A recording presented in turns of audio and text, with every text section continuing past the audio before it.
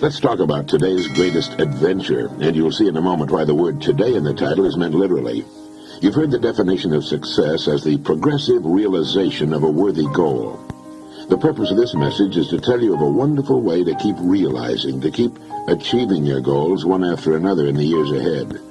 A goal sometimes seems so far off, and our progress often appears to be so painfully slow that we have a tendency to lose heart.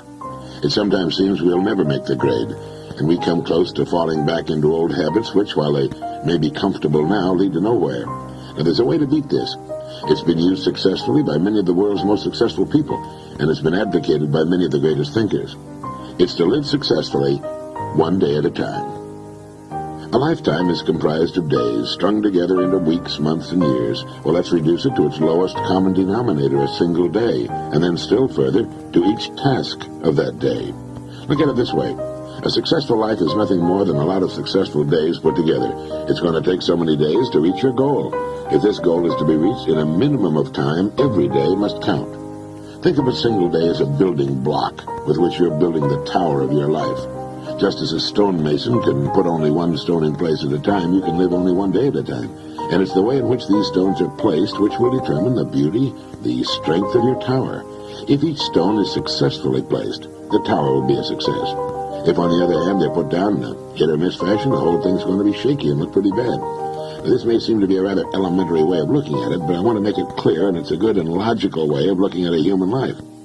All right, then, let's take it one day at a time, from the time we wake up in the morning until we drop off to sleep at night, keeping our goal in mind as often as possible. Now, each day consists of a series of acts of all kinds, and the success of a day depends upon the successful completion of most of these acts.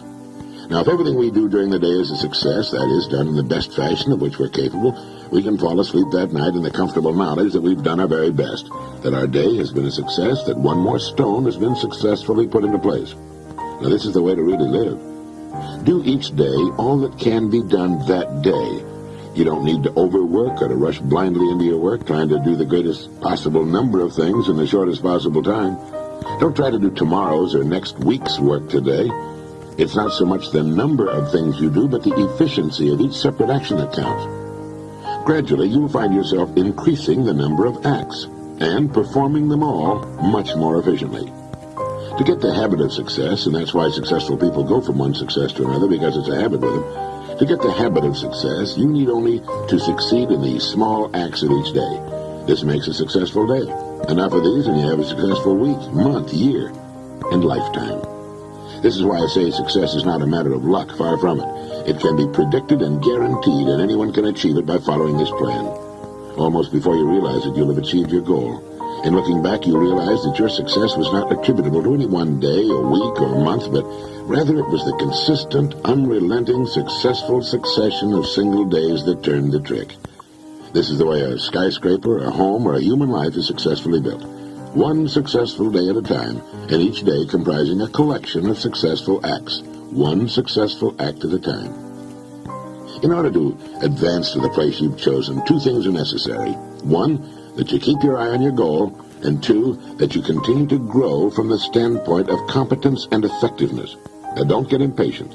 Don't let the hundreds of little distractions which each day try to get you off course bother you. Pay no attention to them. Shake them off and stay steadily on the track. Concentrate on each act of the day from morning to night and do each successfully.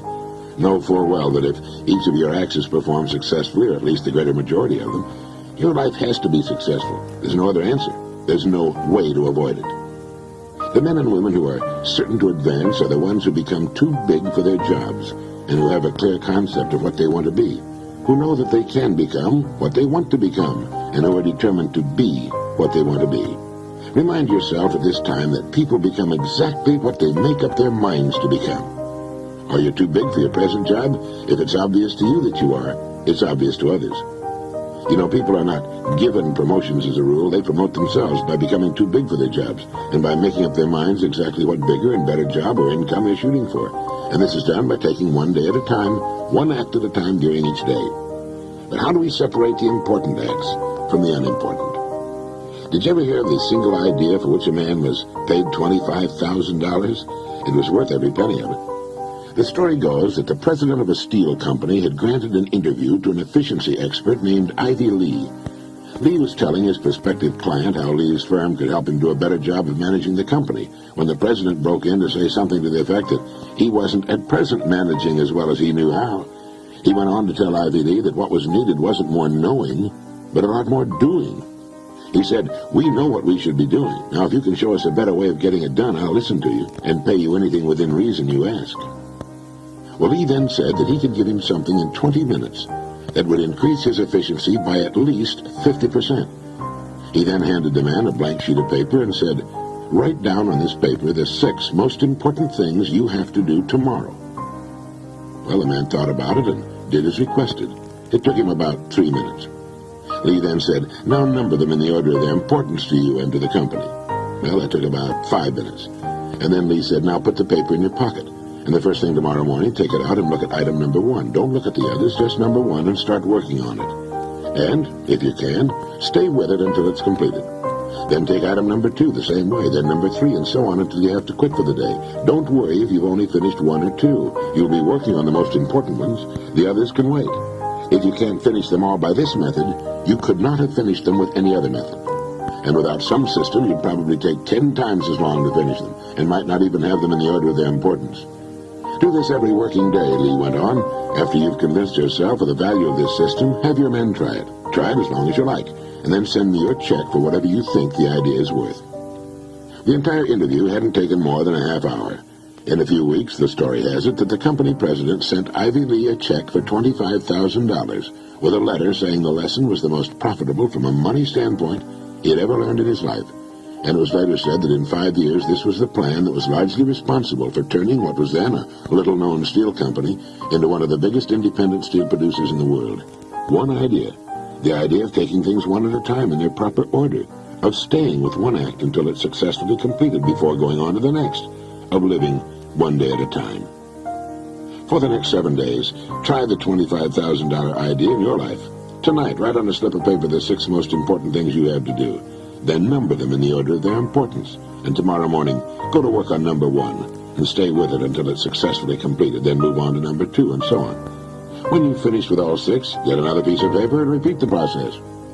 You'll be amazed and delighted at the order it brings into your life and at the rate of speed with which you'll be able to accomplish the things that need doing, in the order of their importance.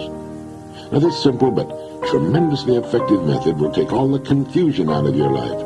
You'll never find yourself running around in circles wondering what to do next.